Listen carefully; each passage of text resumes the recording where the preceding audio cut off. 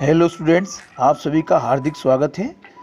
देखिए, आज मैं क्लास 10 की वीडियो लाया हूँ जो कि 75 नंबर का जो पूर्णांक आता है, आपका पेपर आता है, उसमें जो खास प्रश्न पूछे जाते हैं विषय है सामाजिक विज्ञान। और ये सभी प्रश्न जो मैं आपको बताने वाला हूँ बहुत ही महत्वपूर्ण आप लोगों के लिए, मोस्ट इम्पोर्टेंट है। तो ये जो प्रश्न है, मैं आपको 30 नंबर के प्रश्न आपको बताने वाला हूँ जो कि परीक्षा में आपके सही विकल्प के रूप में आ सकते हैं, रिक्त स्थान के रूप में आ सकते हैं, सही जोड़ी के रूप में आ सकते हैं, सत्य या असत्य के रूप में आ सकते हैं, या एक शब्द या वाक्य में पूछे जा सकते हैं। तो आप वीडियो से बने रहें, पूरी वीडियो देखें।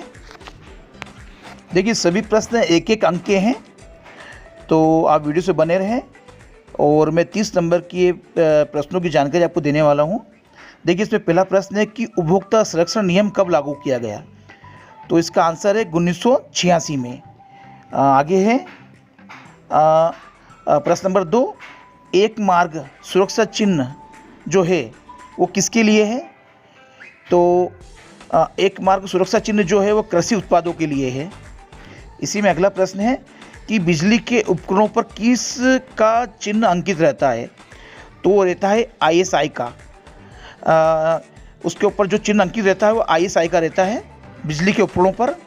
इसी क्रम में अगला प्रश्न है कि भारत में राष्ट्रीय उपभोक्ता दिवस कब मनाया जाता है। तो ये मनाया जाता है 24 दिसंबर को। देखिए, इसी क्रम में अगला प्रश्न है कि स्वर्ण आभूषणों की गुणवत्ता को प्रमाणित करने के लिए कौन सा चिन्ह है। तो वो चिन्ह है हॉलमार्क। देखिए, इसी क्रम में अगला प्रश्न है कि वस्तु व सेवा के खरीदार को क्या कहते हैं। तो वस्तु व सेवा के खरीदार को कहते हैं उपभोक्ता। देखिए, इसी क्रम में अगला प्रश्न है कि सूचना प्राप्त करने का अधिकार यानी राइट टू इन्फॉर्मेशन किस वर्ष में पारित किया गया था, लागू किया गया था।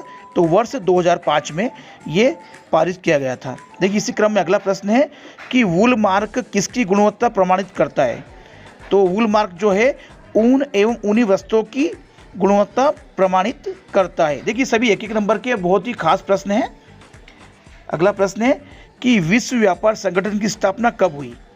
तो विश्व व्यापार संगठन की स्थापना हुई थी सन 1995 में।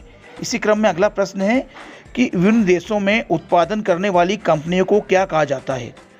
तो विभिन्न देशों में उत्पादन करने वाली कंपनियों को बहुराष्ट्रीय कंपनी कहा जाता है। देखिए, आगे और भी प्रश्न हैं, सभी एक एक नंबर के हैं। मैंने आपको बताया कि सही विकल्प, रिक्त स्थान, सही जोड़ी, एक शब्द में उत्तर भी पूछे जा सकते हैं सभी प्रश्न। तो अगला प्रश्न है कि बहुराष्ट्रीय कंपनी द्वारा किए गए निवेश को क्या कहते हैं। तो बहुराष्ट्रीय कंपनियों द्वारा किए गए निवेश को विदेशी निवेश कहते हैं। देखिए, इसी क्रम में अगला प्रश्न है कि सूचना एवं संचार प्रौद्योगिकी को संक्षेप में क्या कहा जाता है। तो उसे कहा जाता है ITI। इसी क्रम में अगला प्रश्न है कि वर्तमान में विश्व के लगभग कितने देश विश्व व्यापार संगठन के सदस्य देश हैं। तो 164 देश जो हैं वो विश्व व्यापार संगठन के सदस्य देश हैं। अर्थव्यवस्था का कितने क्षेत्रों में विभाजन किया गया है। तो अर्थव्यवस्था का 3 क्षेत्रों में विभाजन किया गया है। इसी क्रम में अगला प्रश्न है कि रेल, सड़क, वायु परिवहन सेवा क्षेत्र, डॉक्टर, शिक्षक, नाई, धोबी, वकील आदि की सेवाएं किस क्षेत्र में आती है। तो ये सभी सेवाएं जो है तृतीय क्षेत्र में आती है। देखिए, आगे और भी प्रश्न जो कि बहुत ही महत्वपूर्ण है आप लोगों के लिए, तो आप लोग वीडियो से बने रहें। देखिए, अगला प्रश्न है कि मनरेगा के अंतर्गत सरकार द्वारा ग्रामीण क्षेत्र में वर्ष में कितने दिन के रोजगार की गारंटी दी गई है। तो वो 100 दिन की गारंटी दी गई है। इसी क्रम में अगला प्रश्न है कि मछली पकड़ना कृषि किस क्षेत्र में आते हैं। तो ये आते हैं प्राथमिक क्षेत्र में। इसी क्रम में अगला प्रश्न है कि भारत में केंद्रीय सरकार की तरफ से करेंसी नोट कौन जारी करता है। तो वो करता है भारतीय रिजर्व बैंक। इसी क्रम में अगला प्रश्न है कि बांग्लादेश में ग्रामीण बैंकों की स्थापना कब और किसने की। तो बांग्लादेश में ग्रामीण बैंकों की स्थापना 1970 में मोहम्मद यूनुस ने की।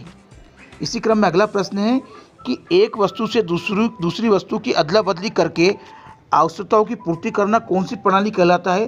तो ये कहलाता है वस्तु विनिमय प्रणाली। इसी क्रम में अगला प्रश्न है कि 1890 के दशक में रिंडर पेस्ट नामक बीमारी किस देश में फैली थी। तो ये बीमारी फैली थी अफ्रीका में। इसी क्रम में अगला प्रश्न है कि प्रथम विश्व युद्ध कब शुरू हुआ था। तो ये शुरू हुआ था 1914 में। इसी क्रम में अगला प्रश्न है कि आर्थिक महामंदी की शुरुआत किस वर्ष में हुई थी? तो हुई थी 1929 में। देखिए अगला प्रश्न है कि द्वितीय युद्ध कब लड़ा गया था? तो द्वितीय युद्ध लड़ा गया था 1939 से लेकर 1945 तक।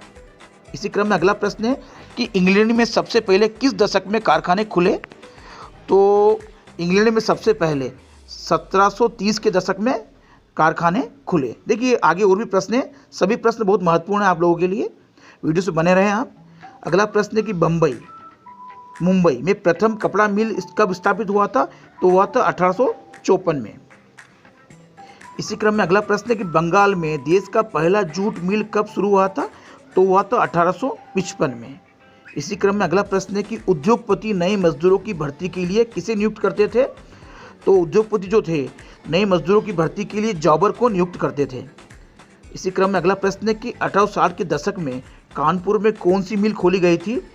तो उस मिल का नाम था एल्गिन मिल, जो कि ये खोली गई थी 1860 के दशक में। देखिए इस क्रम में अगला प्रश्न है कि 1909 में किस म्यूजिक कंपनी ने संगीत की किताब प्रकाशित की थी?